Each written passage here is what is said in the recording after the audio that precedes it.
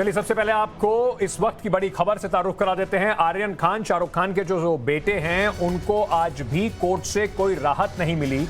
पिछले रविवार को उनको एक ड्रग्स के मामले में एक क्रूज शिप में जो पार्टी चल रही थी वहां से उनको गिरफ्तार किया गया था बाकी लोगों के साथ, और अब 11 दिनों बाद आज उम्मीद थी कि उनको आज जमानत मिल जाएगी, लेकिन आज भी आर्यन खान को जमानत नहीं मिली। अब ये जो केस है वो कल सेशंस कोर्ट में सुना जाएगा, तो आज की रात भी आर्यन खान को जेल में ही काटनी पड़ेगी। जो सुनवाई है इस पर वो टल गई है, जिसका सीधा मतलब है कि आर्यन खान अभी भी ड्रग्स केस के मामले में किसी भी राहत से दूर हैं। कल फिर से सेशंस कोर्ट में 12 बजे के आसपास सुनवाई शुरू होगी। इस वक्त मेरे साथ मेरे सहयोगी जुड़ रहे हैं। अनुज मुंबई से जुड़ रहे हैं, सिद्धांत मुंबई से जुड़ रहे हैं। इनसे एक एक करके बातचीत करेंगे। सबसे पहले मैं आपके पास आना चाहता हूं अनुज, ये बताइए कि आज किन कारणों से सुनवाई टली? सुबह से लगातार हम सुन रहे थे दोनों तरफ से, बचाव पक्ष और जो एनसीबी के वकील हैं वो अपनी दलीलें रख रहे थे, तो सुनवाई टली क्यों है कल तक?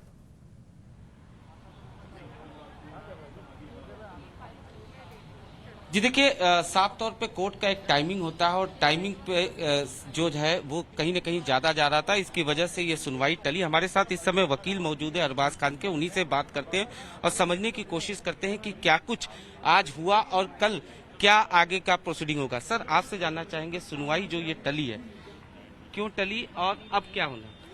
जी, सुनवाई इसके लिए टली क्योंकि कोर्ट के पास जरूरी जो वक्त था वो कोर्ट का कामकाज करने का वक्त खत्म हो गया था, और जितना आर्ग्यूमेंट बाकी था वो थोड़ा ज्यादा टाइम कंज्यूम करने वाला था। इसके लिए सिर्फ कल के ऊपर कोर्ट ने एडजर्न किया है, और आर्ग्यूमेंट सिर्फ इतना हुआ कि अक्यूज नंबर 1, 2 और एडवोकेट फॉर अक्यूज्ड की तरफ से, हमारी तरफ से आर्ग्यूमेंट कंप्लीट हो चुका है। सिर्फ प्रोसिक्यूशन के साइड से एएसजी का आर्ग्यूमेंट चालू हो चुका है, वो भी कल जल्दी ही खत्म हो जाएगा। कितना लगता है, कितना समय कल लगेगा और क्या उम्मीद है आप लोगों को, खासतौर पर अगर हम आर्यन की बात करें, अरबाज की बात करें तो? जी, उम्मीद तो इतनी ही है कि आज जिस तरह से एएसजी ने आर्ग्यूमेंट उनका किया है वो कल खत्म होके हमारा रीबटल होके कोर्ट के पास सफिशिएंट टाइम बचेगा ऑर्डर पास करने के लिए। सर, आज कई तरीके की बात कही गई, आप लोगों की तरफ से भी तमाम दलील दी गई, और जहां तक बात किया जाए एनसीबी की, एनसीबी लगातार इस पूरे मामले में ये कह रही है कि इसमें साजिश थी और इसी वजह से सेक्शन 29 एनसीबी ने ऐड किया। जी, साजिश थी ऐसा एनसीबी का कहना है, लेकिन उनका रिमांड रिपोर्ट और उनका आज का हमारे बेल एप्लीकेशन के ऊपर का जो रिप्लाई है वो दोनों कॉन्ट्राडिक्टरी है। हमारे ऊपर, मतलब आर्यन खान और अरबाज मर्चेंट के ऊपर सेक्शन 29 का कोई भी सेक्शन लगाया नहीं है, ना ही उनका ऐसा रिमांड में कहना है कि हमारी कॉन्स्पिरेसी किसी और के साथ है। उनका सिर्फ यही कहना है कि आर्यन और अरबाज एक साथ आए थे और उनके बीच में जो भी 6 ग्राम का एलिजेडली चरस मिला है उसके रिलेटेड ही उनकी कॉन्स्पिरेसी। ठीक है अनुज, आपके पास वापस आ रहा हूं। सिद्धांत के पास इस तरह बने रहिए हमारे साथ, आपके पास वापस आ रहा हूं। हमारे पास इस वक्त हमारे साथ जुड़ रहे हैं वरिष्ठ क्रिमिनल लॉयर सिद्धार्थ लूथरा साहब। सिद्धार्थ साहब, ये बार बार जो एक उम्मीद बनती है फिर आर्यन खान दोबारा से कुछ ना कुछ कारणों से टेक्निकल हो, लास्ट टाइम या इस बार कहा गया कि समय खत्म हो गया, बहुत स्ट्रॉन्ग आर्ग्यूमेंट्स रखे गए। एनसीबी की तरफ से कहा गया है कि ये इनके व्हाट्सएप चैट्स पूरे दिखाकर बोला गया कि ये कॉन्स्पिरेसी का पार्ट है, एक बड़ी कंसाइनमेंट को लाने की बात कर रहे थे। उन्होंने ये भी बात कही कि एक फॉरेन नेशनल के कनेक्शन है इनका, पर अभी तक भी इस बात का एनसीबी ने जवाब नहीं दिया है कि जब इनके पास कुछ बरामद नहीं हुआ तो ये अब तक जेल में क्या कर रहे हैं। देखिए, हमारे देश में एक हर इन्वेस्टिगेटिंग एजेंसी के पास एक ऑल एनकंपासिंग केस है, that is the word conspiracy. दूसरा, फॉरेन नेशनल और फॉरेन हैंड की बात तो हम बहुत सालों से कर रहे हैं।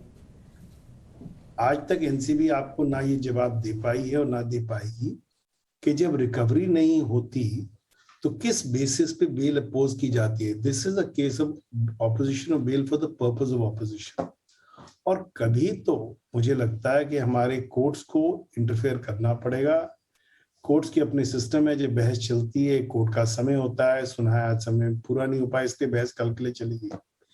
लेकिन कभी आदमी को यह भी सोचना चाहिए कि कोई शख्स जो जेल जाता है, चाहे वो 2 मिनट जेल रहे या 2 घंटे रहे या 10 दिन रहे, उसके परिवार पे क्या बीतती है, उस पे क्या बीतती है। जेल हम प्री ट्रायल स्टेज पे क्यों भेजते हैं? लोगों को हम भेजते हैं इसलिए कि हमें लगता है कि वो फिर ऑफेंस ना करें। अरे भाई, इसमें उससे रिकवरी नहीं हुई तो आप ऑफेंस क्या करेगा? और व्हाट्सएप चैट्स तो अगर आप देखेंगे तो देखिए, उसकी व्हाट्सएप चैट है तो उसकी इंटरप्रिटेशन करनी पड़ेगी। अब वो सुनने में आया कि बच्चा बाहर पढ़ा है, अगर वो बाहर पढ़ेगा तो फॉरेनर्स को नहीं जानेगा, तो हिंदुस्तानी को थोड़ी जानेगा।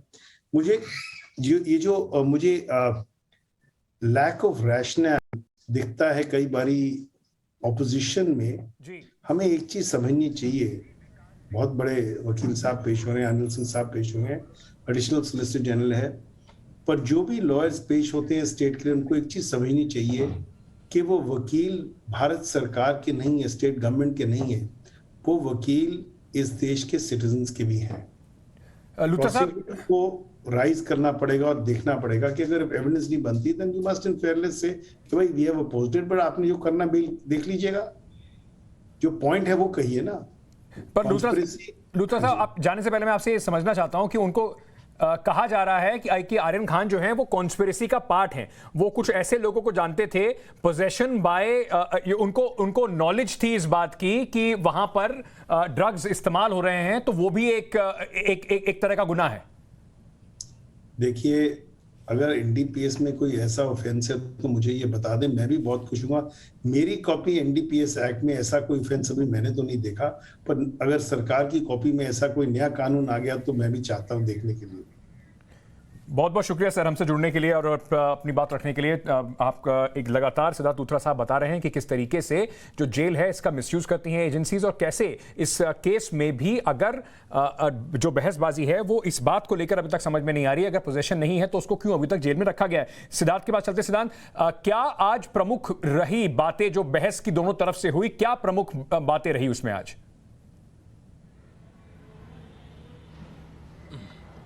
देखिए, प्रमुखता से अंकित, सबसे पहले तो अमित देसाई को आर्ग्यूमेंट करने का जब मौका मिला, पहले उन्होंने आर्ग्यूमेंट किया। उन्होंने सीधे सीधे शब्दों में कोर्ट को यह समझाया कि ना ही आर्यन खान के पास से ड्रग्स बरामद हुए, ना ही एक मिनट आपको रोकना चाहता हूं। विकास सिंह, पूर्व एसजी, जो इस वक्त तो हमारे साथ जुड़ रहे हैं। सर, बहुत बहुत शुक्रिया हमसे बात करने के लिए। 11 दिन हो गए हैं, आर्यन खान अभी भी जेल में है। आज कहा जा रहा है कि सुनवाई पूरी हो नहीं पाई, लेकिन एनसीबी की तरफ से जब जो वकील वहां प्रस्तुत हुए, उन्होंने बड़े कड़े शब्दों में कहा, इनकी व्हाट्सएप चैट्स दिखाई कि यह भी कॉन्स्पिरेसी का एक हिस्सा है। देखिए, मेरा ये मानना है और मैं बहुत कंसिस्टेंट हूँ इस बात में, और मैं रिया चक्रवर्ती के टाइम से ये कह रहा हूँ कि ये जो कानून है, नारकोटिक्स का जो कानून है, ये पूरा पोजेशन बेस्ड है। अगर मैं तो यहाँ तक कहने को तैयार हूँ कि अगर कल को आपको कोई ड्रग एडिक्ट मिल जाए जो नशे में धुत पड़ा रहता है हमेशा, आप उसको जेल में डालते हैं या उसको रिहैब सेंटर में डालते हैं? आप ड्रग एडिक्ट को, जो कंफर्म्ड कंज्यूमर है, कंफर्म्ड, जो हमेशा उसके खून में आपको ड्रग मिलेगा, उसके हेयर सैंपल में ड्रग मिलेगा, अगर आप उसको पकड़ते हैं तो क्या करते हैं? आप उसको जेल में डालते हैं या आप उसको रिहैब सेंटर में डालते हैं?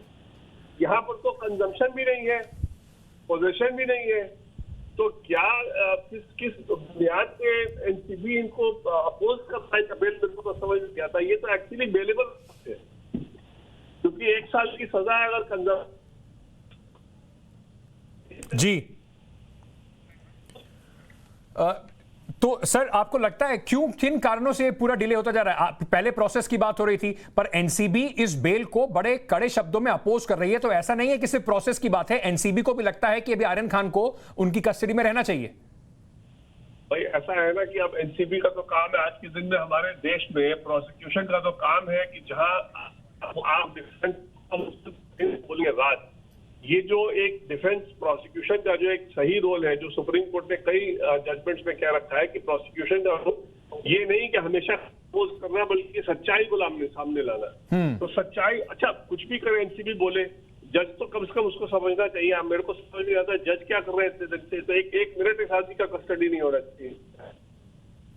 सर, बहुत बहुत शुक्रिया हमसे जुड़ने के लिए। विकास सिंह साहब इस वक्त हमें बता रहे थे उनके अपने एक्सपीरियंस के हिसाब से कि जो व्हाट्सएप चैट्स हैं और इस तरह से पोजेशन का पूरा मामला है, इसमें ये होना ही नहीं था। सिद्धार्थ हमारे साथ जुड़े हुए, शिवानी भी हमारे साथ जुड़ी हुई। सिद्धार्थ, आप बता रहे थे कि आज क्या क्या बड़ी बातें कही गई, तो मैं जानना चाहता हूं कि जैसे हमने अभी 2 अधिवक्ताओं को सुना, उन्होंने कहा कि इसमें बनता ही नहीं है उन्हें जेल में रखना, तो क्या कारण थे? एनसीबी ने अपनी क्या तर्क रखे कि आर्यन खान को अभी छोड़ा नहीं जा सकता?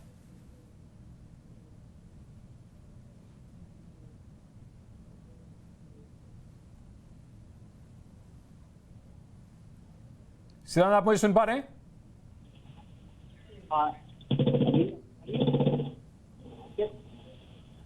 मुझे लगता है कि सिद्धांत का जो ऑडियो है उसमें कुछ दिक्कत आ रही है, उनकी लाइन में कोई परेशानी आ रही है, उसे ठीक करते हैं। शिवानी, मैं आपके पास आना चाहता हूं यही सवाल लेकर कि क्या तर्क रखे थे आज एनसीबी ने, किस तरीके की उनकी आज पूरी पैरवी रही कि क्यों आर्यन खान को छोड़ा नहीं जाना चाहिए?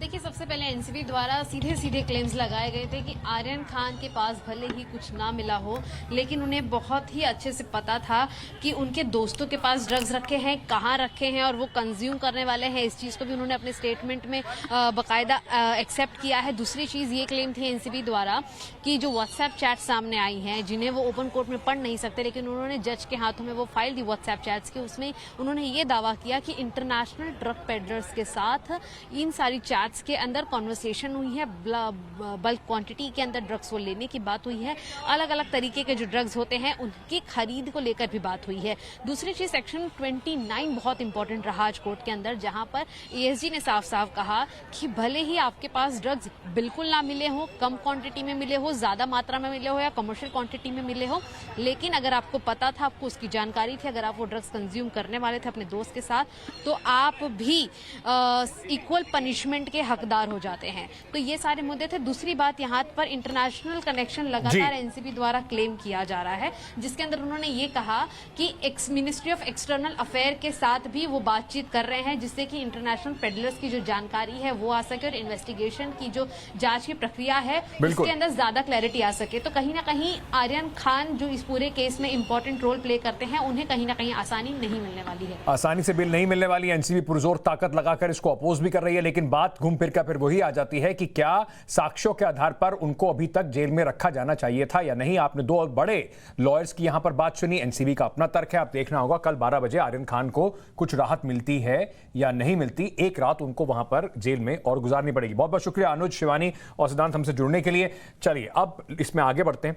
इस खबर से आगे बढ़ के उस खबर की बात करते हैं जो अभी पहला एक हफ्ता और रुक जाइए, अभी तो कुछ लोगों को इसकी दिक्कत महसूस हो रही है। एक हफ्ते के अंदर अंदर हम सब दिल्ली के अंदर सांस लेने में मुश्किलों का सामना करने वाले हैं, क्योंकि जो पराली को लेकर एक तरफ पॉलिटिक्स हो रही है, पर वो पराली जलाने का जो खेल है, ये जो विजुअल्स आप देख रहे हैं आज ही के शूट कराए गए विजुअल्स हैं, जो वहां पे पराली पंजाब और हरियाणा में जलाने का जो पूरा कार्यक्रम है वो शुरू हो चुका है। दिल्ली में प्रदूषण के जो स्तर है, मात्रा है, वो धीरे धीरे बढ़ने लगी है। और इसके बाद अब एक तरफ राजनीति है, दूसरी तरफ हमारा और आपका स्वास्थ्य है। 3 राज्य एक दूसरे पर हर साल आरोप लगाते हैं। सुप्रीम कोर्ट के कहने के बावजूद कई कोऑर्डिनेशन कमेटी बनती है, पर हर साल कहानी वहीं से शुरू होती है, फिर खत्म हो जाती है और फिर अगले साल हम उसे वहीं से उठाते हैं। आपको बताते हैं इन सारी बातों पर किस तरीके से राजनीति चल रही है और किसान इस पर क्या कह रहे हैं। पराली पर पॉलिटिक्स कोई नई बात नहीं है। पिछले कुछ सालों से पंजाब टू दिल्ली वाया हरियाणा इस विषय पर राजनीति होती आई। दिल्ली की सरकार पंजाब सरकार को दोष देती है, पंजाब वाले हरियाणा पर जुबानी तीर छोड़ते हैं, फिर तीनों राज्य आपस में एक दूसरे को जवाब देते हैं। कोई ठोस नतीजा नहीं निकलता, बस सियासत को हवा मिल जाती। पंजाब वाले ज्यादातर पराली जलाने का आरोप हरियाणा पर लगाते हैं। हरियाणा वाले कहते हैं कि ज्यादा पराली तो पंजाब में जलता है। इस पूरी कहानी के बीच किसानों का अपना दर्द है, अपनी दिक्कत। सर हमारी वो मजबूरी है ये जलाना। सर एक क्या करेंगे हम इसका। तो सरकार हमको मुआवजा दे दे 7,000 रुपये किले का प्रति एकड़ का, तो हम नहीं जलाते। तो सरकार कहती है इससे पोल्यूशन होता है, बंदे बीमार पड़ते हैं जी। सर पोल्यूशन सिर्फ इसका नहीं होता, जो फैक्ट्रियां हैं, जो मतलब भट्ठे वगैरह हैं, वो उनका भी पोल्यूशन होता है। तो हमारे पीछे पड़ी है सरकार। अब बठिंडा चलिए। किसान कह रहे हैं कि पराली से छुटकारा कैसे पाएं? जिस मशीन से पराली से निजात मिल सकती है वो महंगी है, किसान उसे खरीद नहीं सकते, कर्ज पहले से ही काफी ज्यादा है। ऐसे में एक रास्ता है, सरकार मुआवजा दे, लेकिन कोई रास्ता नहीं निकला तो इन दिक्कतों का कोई समाधान नहीं है। ਇਹ ਪਰਾਲੀ ਨੂੰ ਅੱਗ ਲਾਉਣਾ ਜਿਹੜਾ ਸਾਡਾ ਕੋਈ ਸ਼ੌਕ ਨਹੀਂ ਗਾ ਵੀਰੇ, ਮਜਬੂਰੀ ਹੈ, ਕਰੀਏ ਕੀ। ਇਹਦੇ ਤੇ ਪਹਿਲਾਂ ਸਪਰੇਅ ਦਿੱਤੀ ਸਾਨੂੰ ਵੀ ਸਪਰੇਅ ਕਰੋ ਵਿੱਚ ਗਲ ਜੂਗੀ, ਪਰ ਉਹ ਸਪਰੇਅ ਕੀਤੀ ਨੂੰ ਅੱਜ 7 ਦਿਨ ਹੋ ਗਏ, ਕੋਈ ਵੀ ਇਹਦਾ ਪਰਾਲੀ ਗਲੀ ਨਹੀਂ। ਉਸ ਤਰ੍ਹਾਂ ਹੁਣ ਅਸੀਂ ਵਾਹਣ ਗਾਂ ਤਿਆਰ ਕਰਨਾ ਹੈ, ਗਾਂ ਫਸਲ ਬੀਜਣੀ ਹੈ, ਪਰ ਸਰਕਾਰ ਨੂੰ ਚਾਹੀਦਾ ਹੈ ਵੀ ਸਾਡਾ ਕੋਈ ਠੋਸ ਹੱਲ ਲੱਭੇ। ये किसी एक किसान की दिक्कत नहीं है, फहरिस्त काफी लंबी है, सबके साथ परेशानी एक समान है, बस अगर नहीं है कुछ तो वो है समस्या का समाधान। ਪਰਾਲੀ ਨੂੰ ਅੱਗੇ ਅਸੀਂ ਲਾਈਏ, ਮਜਬੂਰ ਹੋ ਕੇ ਲਾਈਏ ਜੀ, ਇਹਦਾ ਕੋਈ ਹੱਲ ਨਹੀਂ ਹੈਗਾ ਜੀ। ਸਪਰੇਅ ਕਰਵਾਈ ਸੀ, ਉਹਨੇ ਕੁਝ ਨਹੀਂ ਕੀਤਾ, ਖਰਚਾ ਉਹ ਤੋਂ ਜ਼ਿਆਦਾ ਪੈਂਦਾ, ਡੀਜ਼ਲ ਬਹੁਤ ਮਹਿੰਗਾ। ਜਾਂ ਤਾਂ ਸਰਕਾਰ ਨੂੰ ਸਾਡੀ ਬੇਨਤੀ ਵੀ ਜਾਂ ਤਾਂ ਡੀਜ਼ਲ 50 ਰੁਪਏ ਕਰ ਦਿਓ, ਘੱਟ ਕਰ ਦਿਓ, ਜਾਂ ਸਾਨੂੰ 5-6 ਰੁਪਇਆ ਪ੍ਰਤੀ ਕਿੱਲੇ ਦੇ ਹਿਸਾਬ ਨਾਲ ਸਾਨੂੰ ਮੁਆਵਜ਼ਾ ਦੇਵੇ। जो दिक्कत पंजाब के किसान गिनाते हैं वही दिक्कत हरियाणा के किसान भी बताते हैं। बावजूद इसके पिछले कई सालों से कोई रास्ता नहीं निकल रहा है। ये सच है कि पराली पर सियासत हर साल होती है, पंजाब में भी, हरियाणा में भी और दिल्ली में भी। इन राज्यों की सरकार अपनी अपनी सहूलियत से तर्क देती है, लेकिन समाधान के लिए किसी राज्य के पास कोई बेहतर विकल्प नहीं है। Bureau report, Times Now Navbharat. अब पराली जलाने से प्रदूषण बढ़ता है, ये कोई रॉकेट साइंस नहीं, ये सबको समझ में आता है, हर साल समझ में आता है, दिल्ली के लोगों को खासतौर समझ में आता है। और जैसे ही वायु प्रदूषण बढ़ता है लोगों को परेशानी भी होने लगती है। पंजाब में, हरियाणा में अगर इस तरीके से पराली जब जलाई जाती है तो दिल्ली एनसीआर का जो हालात हैं वो हर साल हमें दिखाई पड़ते हैं। ये काफ़ी खतरनाक हो जाता है। पहले लोगों को पूरे देश में कोरोना की मार झेलनी पड़ी, अब प्रदूषण से जो पूरा ये प्रदूषण का ये जो एक गैस चेंबर बन रहा है, इससे भी लोगों को खासी परेशानी हो रही है। सितंबर के बाद अक्टूबर में हरियाणा और पंजाब में जैसे ही पराली जलने लगती है, सबसे बुरा असर दिल्ली में पड़ता है। पराली का धुआं सिर्फ धुआं नहीं है, यह आफत की असली वजह है। आम लोगों को तो बीमार करती ही है, नेताओं को पॉलिटिक्स करने का मौका भी दे देती है। आंकड़े बताते हैं कि अक्टूबर का महीना जैसे ही बीतेगा, एक तरफ ठंड दस्तक देगी और दूसरी तरफ वायु प्रदूषण का स्तर बढ़ेगा। मतलब चिंता और धुआं दोनों ही बढ़ने वाला है। फिर नवंबर के आगाज तक आधी दिल्ली स्मॉग की चपेट में होगी। दिल्ली के कई इलाकों में लगभग हर साल पराली का असर दिखता है। इसमें द्वारका, पूसा रोड, आरकेपुरम, आनंद पर्वत, पंजाबी बाग शामिल है।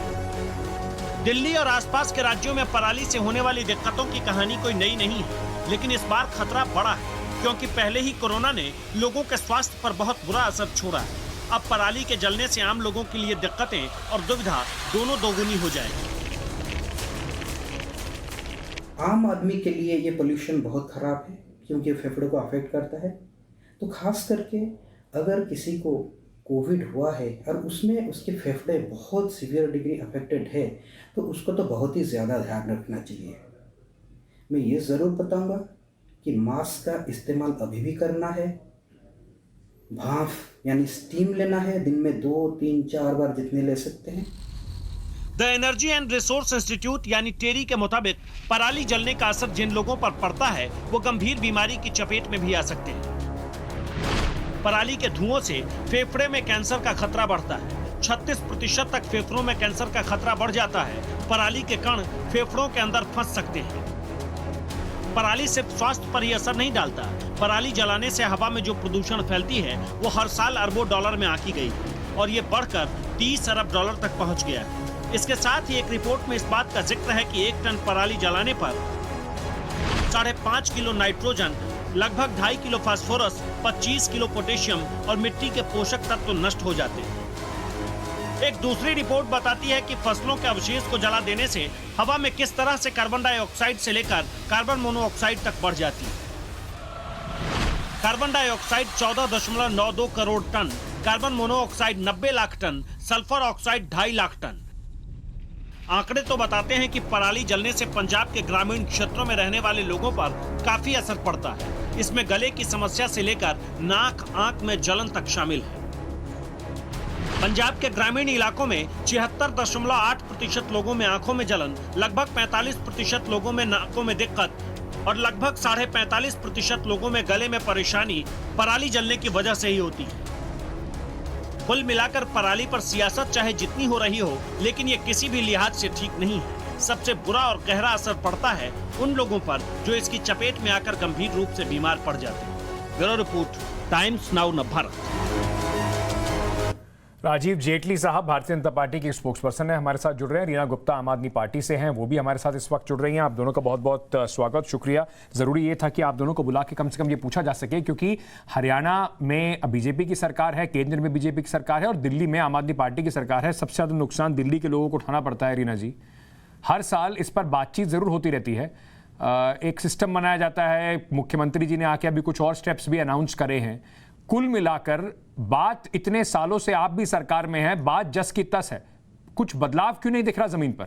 या सिर्फ राजनीति का ये मौका मिल जाता है, कारण बन जाता है?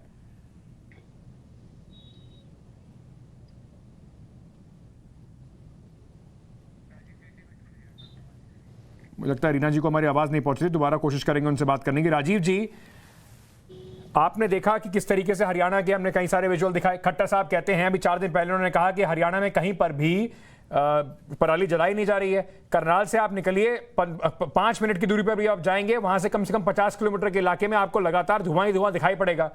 तो सर, ये मान लेने से कि पराली जल नहीं रही है, समस्या का हल तो होगा नहीं? देखिए, हमने बहुत सारे कदम ऐसे उठाए हैं जो पराली जलाने से किसानों को, जिन पे रोका जा सके। हमने प्रोत्साहन राशि दी है, हमने कानूनी रूप से उसके ऊपर प्रतिबंध लगाया है। कुछ इक्का दुक्का केस मैं नहीं जानता हूं अगर ऐसे आ रहे हैं, लेकिन इसका परमानेंट सॉल्यूशन भी करने के लिए हमने इथेनॉल की प्रोडक्शन हो, उसमें भी पराली का काफी हद तक हमने इंडियन ऑयल के साथ टाई अप करके उसको भी कन्वर्जन के ऊपर कदम उठाए हैं। तो ये एक समस्या है, इसमें कोई डाउट नहीं है। इस समस्या है और इस समस्या को समस्या की तरह ही लेना पड़ेगा, गंभीरता से लेना पड़ेगा। ये जो टीवी में एडवर्टीजमेंट करके, अपना प्रचार करके और ये बोलना कि मैं केमिकल ऐसा डालूंगा और उससे पराली नहीं जलेगी, जितना पैसा प्रति एकड़ में जो खर्चा आ रहा है, उससे ज्यादा खर्चा उसके प्रचार में लगाया जा रहा है। तो अगर कोई गंभीर हो इस विषय में, तो मुझे लगता है उसे अपने प्रचार को बंद करके इस सोल्यूशन की तरफ आगे बढ़ना चाहिए। आप देखते होंगे रोज टीवी के ऊपर, अखबारों के ऊपर एक ही चेहरा नजर आता है और वो कहता हुआ नजर आता है कि मैं एक ऐसा केमिकल डेवलप करा है पूसा यूनिवर्सिटी ने, जो हम डालेंगे तो उससे पराली का परमानेंट सोल्यूशन निकल जाएगा। लेकिन ऐसा नहीं होता। देखिए, ये एक परमानेंट सोल्यूशन निकालना, और वो सोल्यूशन भी ऐसा निकालना जिससे किसानों का भी फायदा हो, जिससे हम प्रदूषण से भी बच सकें। ठीक है। जैसा इथेनॉल की मात्रा जो है वो पेट्रोल के अंदर बढ़ा दी गई है। ठीक है सर, लेकिन एक बात तो बताइए, रीना जी पे जाने से पहले मैं आपसे पूछना चाहता हूं, अरविंद केजरीवाल तो अपने ऐड लगा के अपनी राजनीति चमका रहे हैं, लेकिन समस्या तो वहां से आ रही है, हरियाणा से आ रही है, पंजाब से आ रही है। तो वो अगर ऐड भी लगा रहे हैं तो पंजाब और हरियाणा की सरकार भी तो कुछ कर रही होगी ना सर, वो असर क्यों नहीं दिखाई पड़ रहा? आप कह रहे हैं इक्का दुक्का, मैं लगातार आपको विजुअल दिखा रहा हूं, लगातार इतने कई इलाकों में सिर्फ धुआं ही धुआं दिखाई पड़ रहा है हरियाणा में, करनाल के आसपास की बातें बता रहा हूं आपको। ये मैं देखिए, मैं चंडीगढ़ से आ रहा हूँ, अभी रास्ते में हूँ मैं, और दिल्ली की तरफ आ रहा हूँ। मैं आपकी बात से सहमत हूँ कि मेरे को इक्का दुक्का इजाद जगह पर ऐसा देखने को मिला, और मैं बात को लेकर इस बात को सोच भी रहा था कि इतने कदम उठाने के बावजूद ये कुछ किसान जो अभी भी पराली जला रहे हैं, उन्हें भी जागरूक करने की जरूरत है। और बीच में तो ऐसा भी केस आया था कि एक बच्ची ने अपने पिता के खिलाफ ही शिकायत करी थी, किसान बच्ची ने, कि मेरे पिता पराली जलाते हैं जिससे मेरा नुकसान होता है जी। तो हमने उसको अप्रिशिएट भी किया था, उसको अवार्ड भी दिया था इस बात के लिए। और हम किसानों को भी प्रोत्साहन राशि दे रहे हैं कि आप पराली मत जलाइए। ठीक है, जो भी हम कमर्शियल बेनिफिट आपको दे सकते हैं वो देंगे, लेकिन ये प्रोत्साहन राशि देना और कानूनी रूप से प्रतिबंध लगाना ये परमानेंट सोल्यूशन नहीं है।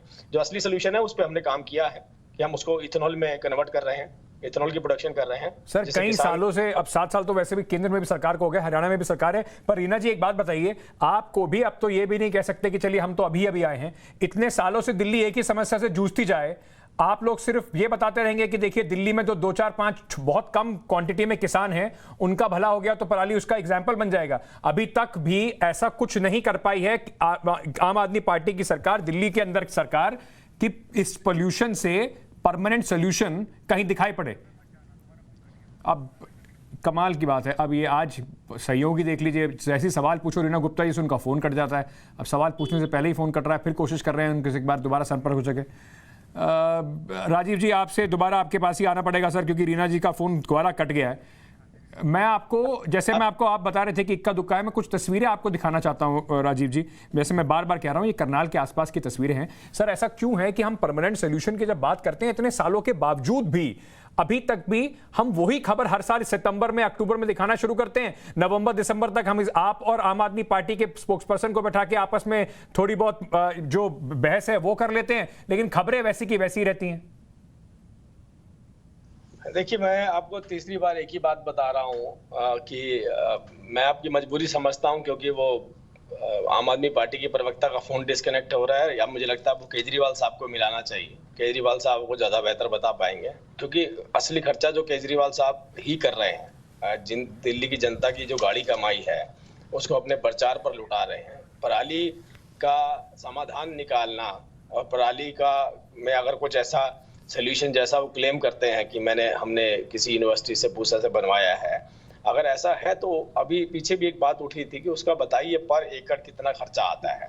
तो पर एकड़ खर्चा उसको नष्ट करने में आता है, उसका सदुपयोग नहीं हो सकता। उसका नहीं सर, वो तो खर्चा अपने ऐड के लिए कर रहे होंगे, पर हरियाणा की सरकार और आप कह रहे हैं इक्का दुक्का। मैं आपको अगर कहें तो लोकेशन भेज देता हूं, जाके देखिए, पूरा धुएं का एक पूरा आपको बादल दिखाई पड़ेगा। करनाल के से ज्यादा दूर नहीं है, थोड़ा सा बाहर निकलने के बाद ही है। रीना जी, आम आदमी पार्टी की सरकार सिर्फ पैसा एड्स में खर्च करती है, क्योंकि आपके पास दिल्ली के अंदर तो कुछ खास किसान है नहीं, तो 2-4 जगह छिड़काव करा के आप बता रही हैं कि सोल्यूशन निकल गया है। हरियाणा की में सीधे बीजेपी कह रही है कि आप लोग सिर्फ राजनीति करते हैं, काम हम लोग कर रहे हैं, कोशिश कर रहे हैं।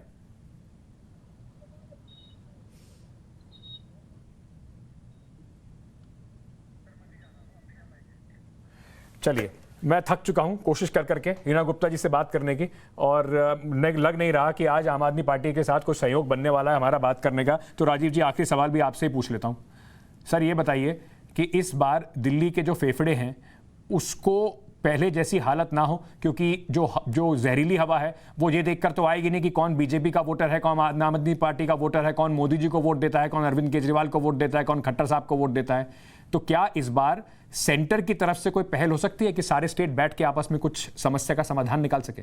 नहीं, देखिए, सेंटर ने तो आज ही आपने देखा होगा, हमने लगभग 4 लाख करोड़ रुपया अपनी केवल 2 योजनाओं को दिया है, जिसमें एक योजना हमारी स्वच्छ भारत है, जिसके अंदर पर्यावरण के ऊपर भी भारी लेवल पे काम किए जा रहे हैं, और दूसरी योजना हमारा अमृत 2.0 योजना है, जिसमें घर घर पर हमने स्वच्छ पानी देना है।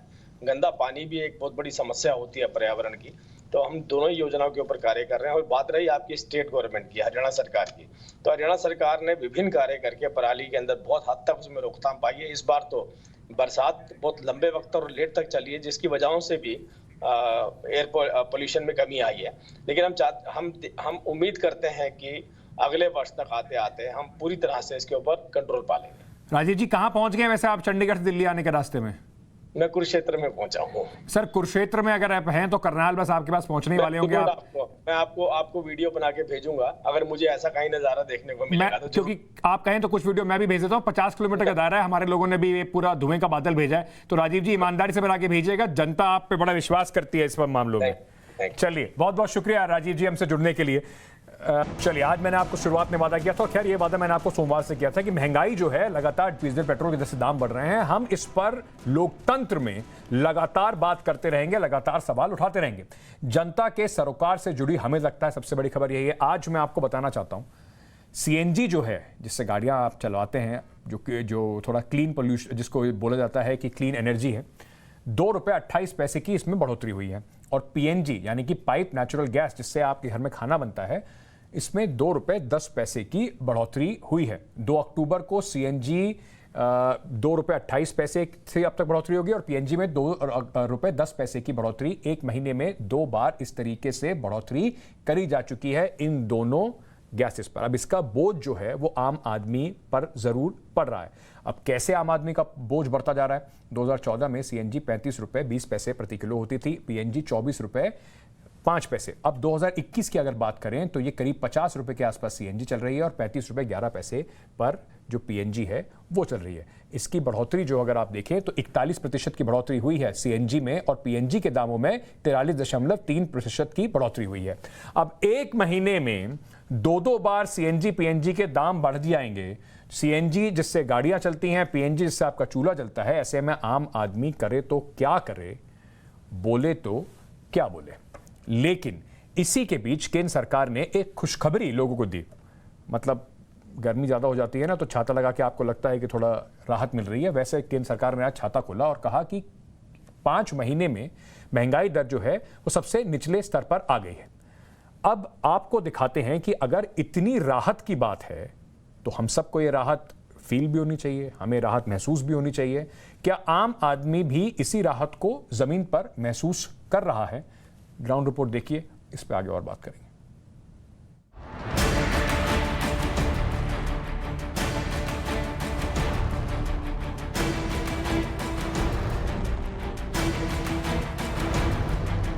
कपड़ा फट गए, ये देखो शर्ट फटी हुई है, और कैसे बनवा पाए। बहुत महंगाई बढ़ गई है सर, क्या करें। अनाप शनाप मतलब महंगाई हो रही है। सरकार कह रही है कि महंगाई दर रिकॉर्ड स्तर से नीचे आई है। इस पर जनता क्या कह रही है ये भी सुन लिया। वो कहते हैं ना कि कटने वाले की जान जाए, खाने वाला स्वाद की चिंता में मरे। वही बात है। कितने लोग जानते हैं साहब कि रिटेल महंगाई क्या होती है, थोक महंगाई क्या होती है? उन्हें तो बस इतना पता है कि आटा तेल का भाव पहले क्या था, अब कैसे 7वें आसमान पर है। झोला लेकर बाजार पहुंचे, आलू का रेट पूछा और फिर जेब टटोलने लगे, सिर खुजाने लगे। पिछली बार आए थे तो 50 का 4 किलो, आज सीधे 2 किलो। आलू ने ही यह हाल कर दिया है कि टमाटर की तरफ देखने की हिम्मत भी नहीं हो रही। प्याज, हरी सब्जी खरीदने से पहले जेब 2 बार टटोलने लगे। उन्हें इतना ही गणित समझ में आता है कि वो भी शास्त्री भवन, पंत भवन, फला भवन, ढिमका भवन में बैठकर रिटेल थोक की बाजीगरी नहीं कर रहे होते। वैसे जो सरकार का महंगाई मीटर भी साथ साथ चल रहा है, वो क्या कह रहा है उसे देख लें। 200 रुपए कमाते हैं, अब ये 60 रुपए किलो टमाटर बता रहे हैं, हम कैसे गुजारा करेंगे। अब आटा 30 रुपए किलो है और तेल 240 रुपए दे रहे हैं, और 200 रुपए कमाने वाले कैसे गुजारा हुआ। 30 रुपए किलो आटा हो गया है, तेल बहुत महंगा है, सब्जी है, मिर्ची है, कुछ भी लेने जाओ बहुत पैसा बढ़ रहा है। सर डीजल है, पेट्रोल है, हर चीज़ है, साग है, सब्जी है, कोई भी आटा है, तेल है, हर चीज़ की है। अनाप शनाप मतलब महंगाई हो रही है। महीने में बंदे की 10,000 रुपए की इनकम नहीं है, खर्च हो रहे हैं 15,000 के। कहाँ से लाएंगे, कहाँ से देखेंगे अपना घर, बताइए। तेल लेने जाते हैं 100-200 रुपए किलो तेल है, अब 20 रुपए के में तो काम नहीं चलेगा। कम से कम किलो भर तो चाहिए हफ्ता 15 दिन के लिए, तो गरीब आदमी तो खरीद नहीं पाएगा भैया इतनी जल्दी। उपभोक्ता मूल्य सूचकांक यानी कंज्यूमर प्राइस इंडेक्स के मुताबिक सितंबर में महंगाई दर गिरकर 4.4% पर आ गई। और सरकार किस बिना पर इसे कम बता रही है वो इस ग्राफ को देखकर समझिए। जनवरी 2021 में महंगाई दर 4.1% थी, जो अप्रैल में कम होकर 4.2% हुई। मई 2021 में यह चढ़कर 6.3% पहुंच गई, जो धीरे धीरे गिरते हुए 4.4% पर आ गई। ये आंकड़े क्या कहते हैं इसे समझने के लिए आपको रिटेल इन्फ्लेशन यानी खुदरा महंगाई समझने की जरूरत है। आप इस सरकारी बाजीगरी को कैसे सरल भाषा में समझेंगे, उसके लिए हमने एक एक्सपर्ट के सामने आपके मन का सवाल रख दिया। जवाब सुनिए। रिटेल महंगाई की दर नीचे आई है। अगर हम अगस्त की तुलना में देखें तो सितंबर में जरूर नीचे आई है, पर इसका असर अभी भी देखने को नहीं मिल रहा है। उसका कारण यह है कि जब तक वो सामान लोगों के हाथ में आता है, क्योंकि जो मार्केट में सामान होता है वो पुराना पड़ा हुआ होता है, उसको दुकानदार पुराने रेट्स पर बेचते हैं। जो इन्फ्लेशन कैलकुलेट की जाती है वो जो सप्लाई होती है होलसेल और कंज्यूमर लेवल पे, उसके आधार पर करी जाती है। तो मेरी ये उम्मीद है कि आने वाले 2 से 3 महीने में ये असल में असर दिखाई देगा। इस देश में डेटा देने वाली एक संस्थान होती है, राष्ट्रीय सांख्यिकी कार्यालय यानी एनएसओ। एनएसओ सुनकर लोग समझ जाते हैं, इसीलिए यही याद रखिए। खाने पीने की चीजों की महंगाई दर इस साल सितंबर में कम होकर 0.68% रही। ये पिछले महीने से 3.11% के मुकाबले काफी कम है। अगर ये डेटा सचमुच थोक पीट कर लगाया गया है तो सड़क पर आलू 50 के 2 किलो की जगह 5 किलो मिलना चाहिए था। टमाटर, आलू लोग भर भर कर खरीदते, लेकिन है तो उल्टा। लोग क्या कह रहे हैं, सीधे ग्राउंड पर रिपोर्टर उतरे, उन्हीं से ही पूछ लीजिए। टमाटर क्या भाव है?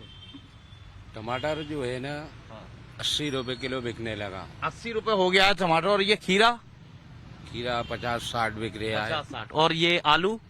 आलू तो 30 और प्याज 50 तलक बढ़ गई। सब्जियों को निहार रहे हैं या सिर्फ खरीदेंगे भी? निहार ही रहे हैं, बहुत महंगाई है इसलिए ले नहीं पाते अब तो सब्जी वगैरह। ये स्थिति है कि जो सब्जियां किलो में खरीदी जाती थी अब वो ग्राम में ले रहे हैं लोग, क्योंकि मजबूरी है, कमाई का बहुत ज्यादा जरिया नहीं है। और जो सब्जियां लोग घर से ले जाते हैं मार्केट से घर के लिए, तो किचन का बजट भी पूरी तरह से बिगड़ा हुआ नजर आ रहा है। अब चलिए दिल्ली की मंडियों में रेट लिस्ट भी आपके सामने रख देते हैं। पहले तो बातों बातों में बताया था, अब एक साथ दिखा देते हैं।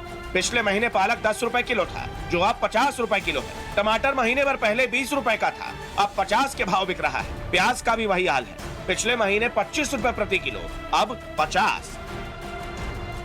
लखनऊ के हजरतगंज में इस वक्त हम नरही मार्केट में हैं। थोक और फुटकर की दुकानें हैं यहाँ पर। जहां पर अनाज, मसाले, तेल से लेकर तमाम रोज़मर्रा की ज़रूरत का सामान मिलता है। आइए देखते हैं, बात करते हैं लोगों से कि दरअसल महंगाई का कितना असर पड़ रहा है। ख़ासतौर से पेट्रोल, डीजल के दाम जो बढ़े हैं, उसी के साथ साथ तमाम और रोज़मर्रा की ज़रूरत की चीज़ों के दाम बढ़ रहे हैं। अग्रवाल जी हमारे पास हैं, इस शॉप के मालिक। अग्रवाल जी, कितना बदलाव देख रहे हैं पिछले 2-3 महीनों में अनाज और रोज़मर्रा की ज़रूरत के जो दूसरे सामान हैं उनके बीच? सर, अब जैसे कि आटा 20 रुपए किलो आराम से बिकता था, वो तेज 24 रुपए हो गया। मैदा बढ़ गया। सरसों के तेल में बेशुमार तेजी है। जो सरसों का तेल 120 रुपए पैकेट था, 195 का चल रहा है। और आपकी दालें वाले जो हैं, लाल मसूर की दालें हैं, 20-20 रुपए किलो उनमें इजाफा हुआ। बहुत बड़ा वजह है। मैं पहले अगर गाड़ी स्कूटर में पेट्रोल 250 रुपये डला रहा था, तो आज 400 रुपये का डला रहा हूँ। एक फ़र्क है। पहले अगर मैं 120 रुपये का मस्टर्ड ऑयल ख़रीद रहा था, तो आज 215 रुपये का पतंजलि का पैकेट में ले रहा हूँ। प्राइजेस का कैसे फ़र्क नहीं है। घर में अगर मुझे 5 पैकेट मस्टर्ड ऑयल लेके जाना है, तो मुझे 500 रुपये एक्स्ट्रा पे करने। सिर्फ सब्जियों के दाम की बात नहीं है साहब, तेल की चर्चा करते देह में आग लग जाती है। CNG, PNG, LPG सब की कीमत कमोबेश हर दूसरे दिन बढ़ रही है। लोकल सर्कल के एक सर्वे से पता चला है कि 50% लोग पेट्रोल डीजल की बढ़ी कीमतों की वजह से जरूरी चीजों पर खर्च कम करने पर मजबूर है। इनमें से 14% तो ऐसे हैं जिनकी सेविंग्स कम हो गई है। सेविंग्स कम हो ही गई तो क्या हुआ, बैंक में रखे रखे पैसा कौन सा बढ़ रहा था, कौन सा बहुत ज्यादा ब्याज मिल रहा था। बैंक वाले भी तो हमारा आपका पैसा रखकर एहसान वाले मोड में आ गए हैं। इसीलिए छटपटाते रहिए, क्योंकि आप मिडिल क्लास हैं। वो चाचा देखे थे आपने, जो बेचारे कह रहे थे टमाटर निहार ही रहे हैं। ऐसा लग रहा था कि किसी टमाटर प्याज की बात नहीं हो रही, किसी बॉलीवुड की हीरोइन को देख कर निहार रहे हैं। ग्राउंड रिपोर्ट आपने देख लिया, साफ हो गया कि जनता जो है उसको कम से कम जो सरकारी आंकड़े हैं उससे शायद कुछ खास असर उनको ज़मीन पर दिख नहीं रहा है। जनता कुछ और कह रही है, सरकार कुछ और कह रही है। अब ये बिल्कुल वैसी ही बात हो गई कि आप डॉक्टर से कहते रहें कि पेट में दर्द है और डॉक्टर साहब इस बात को मानने को तैयार ही ना हो, कहें सब आपके दिमाग का फितूर है, बाकी सब तो ठीक ही चल रहा है। महंगाई डायन खाए जात है गाना एक ज़माने में बड़ा प्रसिद्ध हुआ था। सबको महंगाई की जो परेशानी थी उसी गाने से बाहर निकल के आ रही थी। अब महंगाई को लेकर लोग गुस्से के नए नए तरीके अपना रहे हैं। कुछ और तो हो नहीं सकता, लेकिन कम से कम इतने सारी परेशानियों के बाद सोशल मीडिया पर अपना जो मीम्स बना कर लोग गुस्सा, अब ये वही वाली बात है, हंस रहे हैं रो रहे हैं बेचारे, दोनों एक ही दास में कर रहे हैं। इस तरीके की हालत हो गई है महंगाई को लेकर। तो सोशल मीडिया पर क्या क्या लोग लिख रहे हैं, क्या क्या लोग कह रहे हैं महंगाई के बारे में, ये सब आपको बताते हैं इस पैकेज में। थोड़ा हंस भी लीजिएगा, थोड़ा रो भी लीजिएगा, क्योंकि जेब तो हमारी ही कट रही है।